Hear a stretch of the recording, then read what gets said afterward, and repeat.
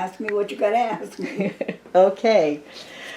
This is an interview with Susan Comeau for the Oral History Project of the Eastham Historical Society, and it's taking place in Susan's kitchen on State Highway, otherwise known as County Road, GAR Highway, Route 6. Highway of the Republic. Right.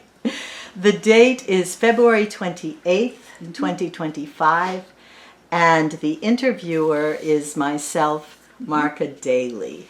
So, Susan, tell me about you and your connection to Eastham.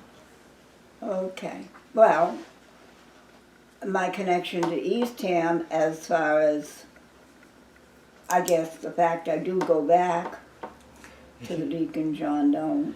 Deacon John Doane. Yeah, I think I'm like, I don't know what generation granddaughter I am, but I had it counted at one time. Right. So I go back that far in Eastham. And if you read the Doane genealogy, you can follow, And my grandfather was born in Orleans. And which grandfather was this? His name was Captain Edward Everett Doane of Orleans. Mm-hmm. And my grandmother was born in England. Her name was Emma Iverson, and she was met and married my grandfather, but she came over and she was married to a day fisherman up in Swampscott who went out one morning and never returned. Oh, my wow. grandfather moved to Swampscott with his first wife, and none of his children were born here. His first were two sons. They were born Swampscott. Then he lost his wife, and later on he remarried at like the age of 60 or so to my grandmother, who had the two children, and they then proceeded to have 4 daughters. Oh, wow. But he also had the 2 sons. Right. So, that, you keep asking questions. So I can answer. Okay. So they moved back to... They moved back when my grandfather retired from the sea, so to speak. Mm-hmm. He's a Grand Bank. He fished a Grand Bank, so he was gone. He was not a day fisher, but he Right. was not, clipper ship or anything, captain like that. He was a Grand Banks fisherman. Do you know when this was, the approximate years? Oh, yeah, well, when did they come down here? I don't remember, no. Right. I wasn't here. It would have been somewhere in the late-ish 1800s. Well, he returned home to Orleans when he retired. And the last ship he had was wrecked on the Portland Gale. And Okay. as a matter of fact, Bill Quinn's book Right. has a picture of her, and he says he doesn't know what happened to it. And I didn't see it. My mother, who used to be really, I'm surprised she did not write Bill and say, "What's the matter with you, Bill? I can tell you what happened to that ship." My father bought it and had restored her and sailed her. Well, the Portland Gale was 1898. Yeah, because he has a picture in his shipper's book of the Murtis H. Perry on the shore. Okay. Which, that's when my grandfather bought her. And as my mother says, named my first name after that boat. Which is? Which was Murtis. My mother's first name was Murtis, and she hated it. But at How least do you she had spell that, Murtis? Mirti. Oh boy, I'd have to get my birth certificate out. Murtis. Murtis. It's an old name, I guess, an old old-fashioned name. Yeah, I've never heard it. No, well, she was named Murtis, and she said, thank God he gave me a middle name of Evelyn. So my Okay. name was Murtis Evelyn Doane. Wow. And like I said, when he retired to the Cape with basically the 4 daughters. I think the sons by then, by his first wife, were old enough that they were on their own. Right. In other words, they, But yeah, gosh. And I know the date and it's gone. I'd have to get the diaries out. And these are the 4 daughters the that 4 were known daughters. as the Doane. The Doane sisters of South Orleans. The Doane sisters the Doane of girls South. Orleans. Was oldest one was my Aunt V, whose name was actually Vesta. Okay. The second one was Aunt Edna, and called her Aunt Ned. Mm-hmm. And then came my mother, Murtis Evelyn, and then came my Aunt Nat. And Nat's real name? Natalie, I believe her middle name was Yvonne Mm-hmm. Doane, So Nat, Ned, V, and we'll call it Evelyn, but she was Murtis. Murtis. Okay. I'm going to look them up. I'd have to go Their look. genealogy. Mirtis, I think is Yeah. correct, but Huh. I have to go look because she would never use it unless she had to, when they said, Right. no, what's your first name? For papers and such. Because my mother basically went to school here, and Aunt Nat, I think all of them actually basically went to school here, but And that would have been school in Orleans. Right. yeah, as she said, what was grammar school? Mm-hmm. She talks about it being like one room, but I don't, know where it was. There was a grammar school up where the current the old Legion Hall was. Okay. And actually, we just discovered a photo of the children in the classes of 1918.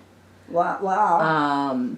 I'll take a look. We have the names of those children. I'll take a look and see. because she graduated, 1 minute, Okay. I'll get you some. You've probably seen it. I gotta go this way and I move slow. Okay. Or at least I think I do.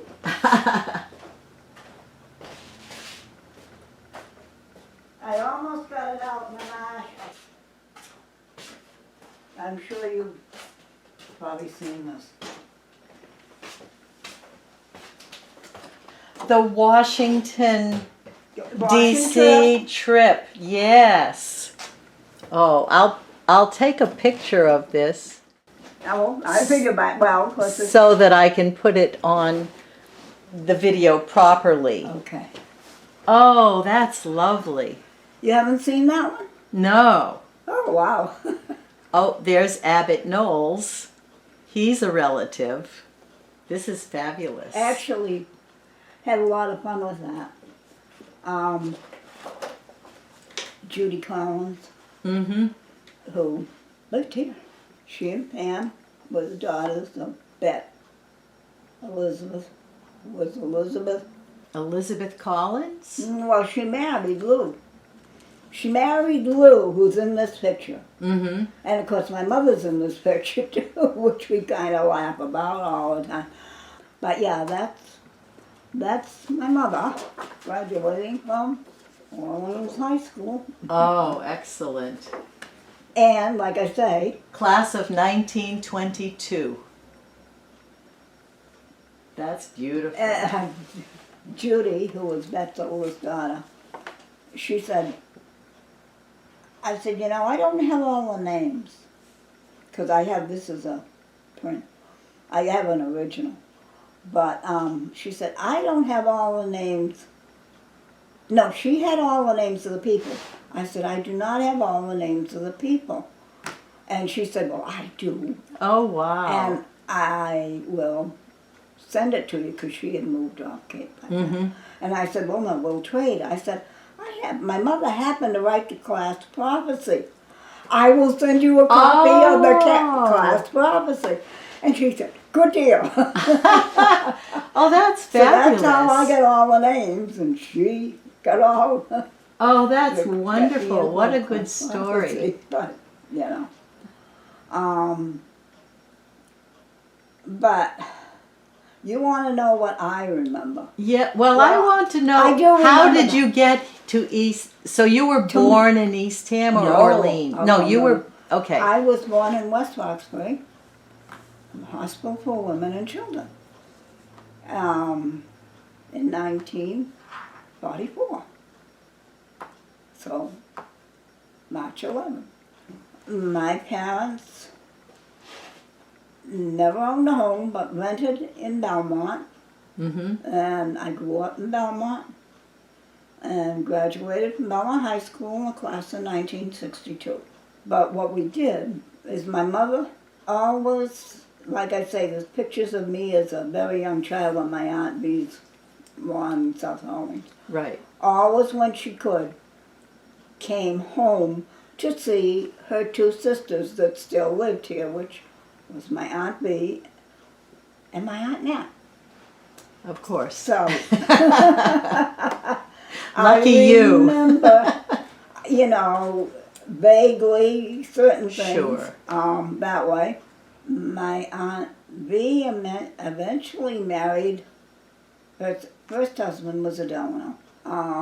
And she had one daughter, Sally Delano, and two sons, David and Howard Delano. And she was living here when she had those children. My Aunt Ned, the second Doane girl, had no children. She graduated from Hyannis Normal School and My aunt did too. You do, huh? Yes. moved to the city. My mother graduated from Orleans High School, and like a year or so after that, moved to the city and took a job at John Hancock. That's what my mother did Oh, what? after high school. Yeah. Took a job at John Hancock, Oh, that's funny. which she kept until she never lost her job. All through the Depression. Wow. She never, evidently they liked her. She was never let go. And she finally left to have me, because I was like, you've got to go, Evelyn. You're about to be 40 years old and have your first baby. Right. You know, go. So she retired from John Hancock, and I was born. Home to Belmont, grew up in Belmont, went to Belmont High School, graduated in 62, got married in 64, I think. And my first son, everybody counted her. She said, you know, they're all counting that you're pregnant. I said, Mom, I'm not pregnant. He was born a year after we were married, which that's my oldest son, Peter.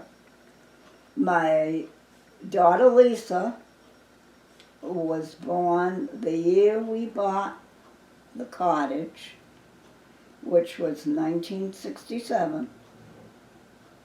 And my son Stephen, who's the youngest, was born in 1970, in April of 1970, and in June of 1970, we packed up and moved to the Cape to live in the cottage. Now, which cottage is this? The one I am selling. Across the street. The Abbott Walker's cottage. I have photos of that. So I will insert those right here in the video. Okay.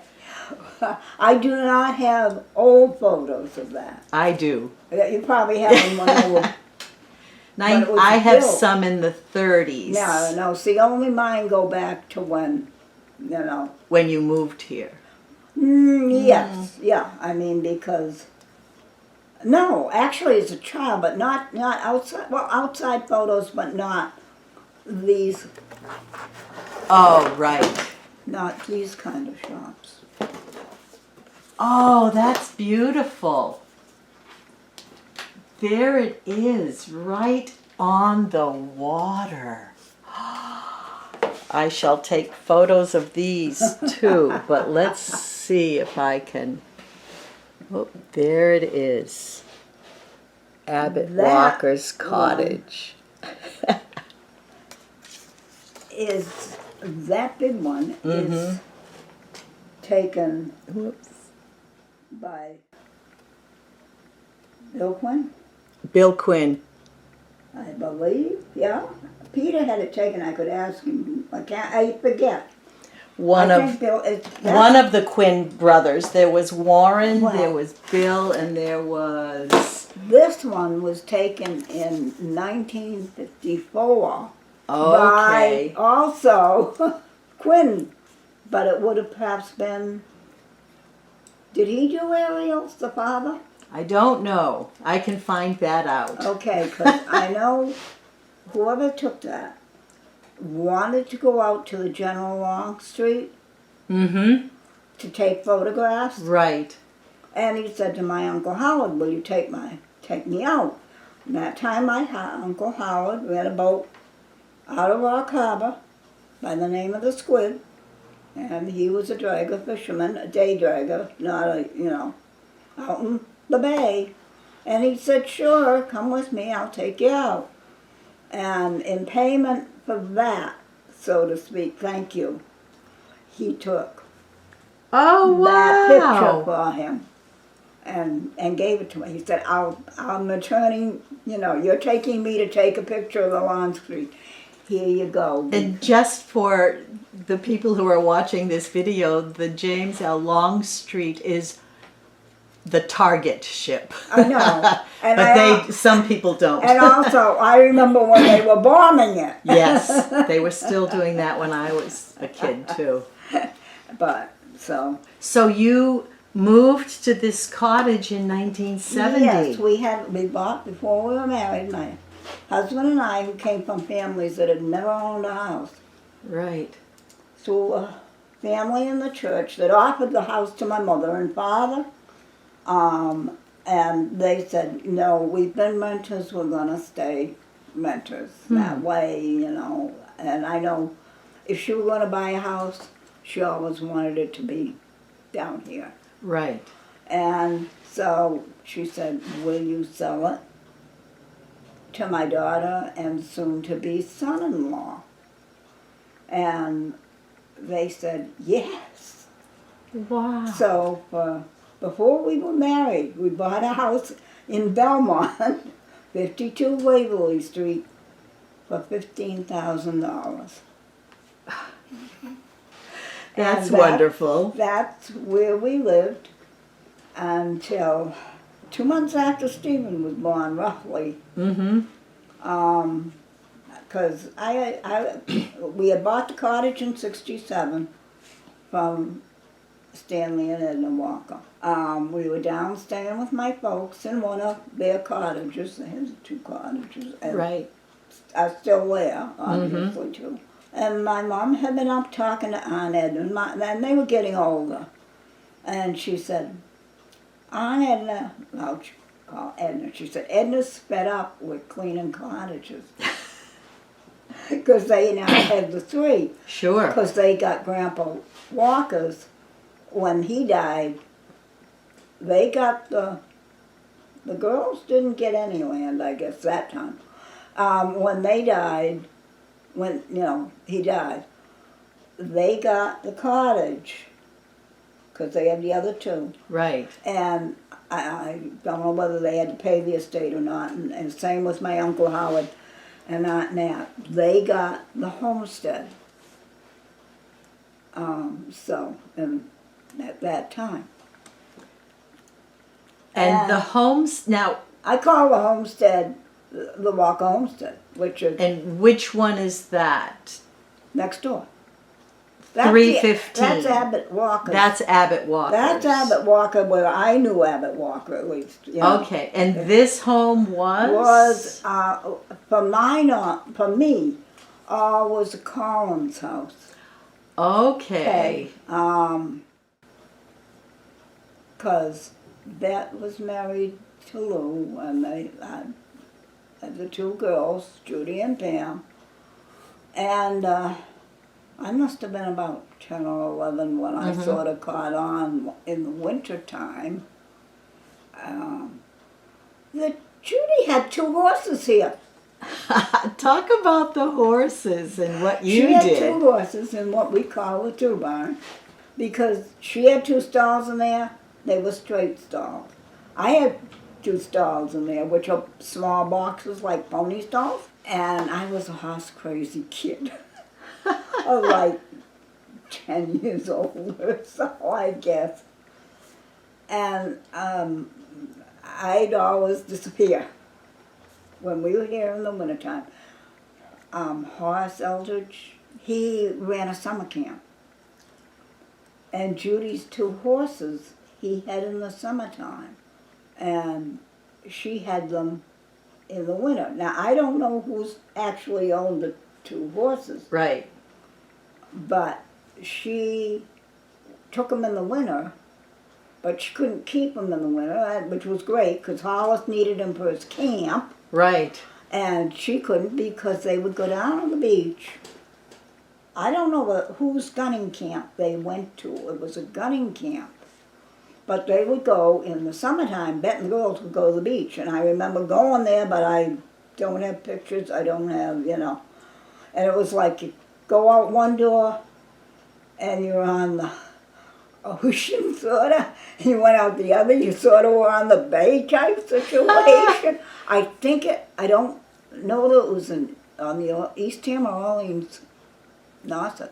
I don't know. But it was a Nauset. And this was mid-50s. I'm going to say, yeah. I don't remember. I remember going down there, and then I remember as a kid, my Aunt Nat's daughter Bob she had Ronnie Deshawn, and I think it was only Ronnie, going down the beach, on the beach buggies, with the kid and me, which wasn't, too old at that time and stuff. I do remember those, and I got movies somewhere that my dad actually put some of that on tape, and I do have the videotape. Oh, wow. Also on that, the launching of the SS Nauset, the Sea Scout. Yes. At Rock Harbor. On that. And then my dad picked what he wanted out of the movies. Right. So, but that was on it. I interviewed Jim Knowles from right down the street, who was one of the Sea Scouts. At the time. At the time. The catch. Yes. Yeah. I love the connections that we find when we sit and talk. Well, my daughter cleans house, and she cleans it for Mon and Sheila Cock, which was... Oh, right. Mon and Sheila. Sheila. Right. Bonnell. Sheila was Sheila Bonnell in Orleans. Right. Sheila. And Mon Cochran. He taught at Orleans High in Nauset when it became Nauset. Okay, we're coming up closer, right? Yes. You asked me some questions. Speaking of connections, Okay.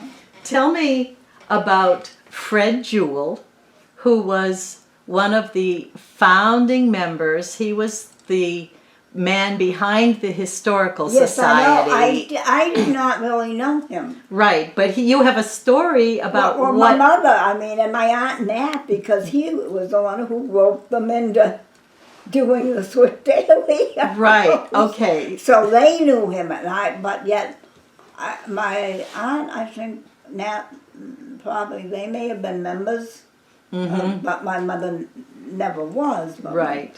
he grabbed the both of them when my mother came to be able to live here. Right. He grabbed the both of them and said, "Gonna do this, you know," and And by doing this, he meant help him by telling people about the old things in the. Swift Daily Daily House, House, which yeah. is my grandmother's house. I mean, they were both antique buffs and collectors, Oh, so to wow. speak, and you know. My mother, when the summer would come and we were able to be here for time, would work with my Aunt Nat at the old Orleans Exchange. Oh, right. When it was in the food store, Whole Foods or whatever building, Yeah, it was yeah. there. Oh yeah, every summer. So this was in the mid-70s. Yeah, when she came down here, definitely, yeah. You see, they came here, we're still running in that building. My folks moved here, we came in 70, my folks came in 73. Right. And my grandmother deeded the Swift Daily House to the Historical Society Yeah. in 1974. Okay. And so that's when they opened it So up to therefore- visitors. that's when they got the Doane sisters. I love figuring out puzzle pieces and putting them together. And I couldn't find the picture, which means I haven't found all my pictures. Aunt Nat and my mother, they made their dresses and their cap, Right. getting ready to go down To give for tours. their afternoon at the Swift Daily House. Oh, So, that's wonderful. That's really Yeah, neat. so. Let's take a break Okay. for a moment and see what else we can come up with. Okay.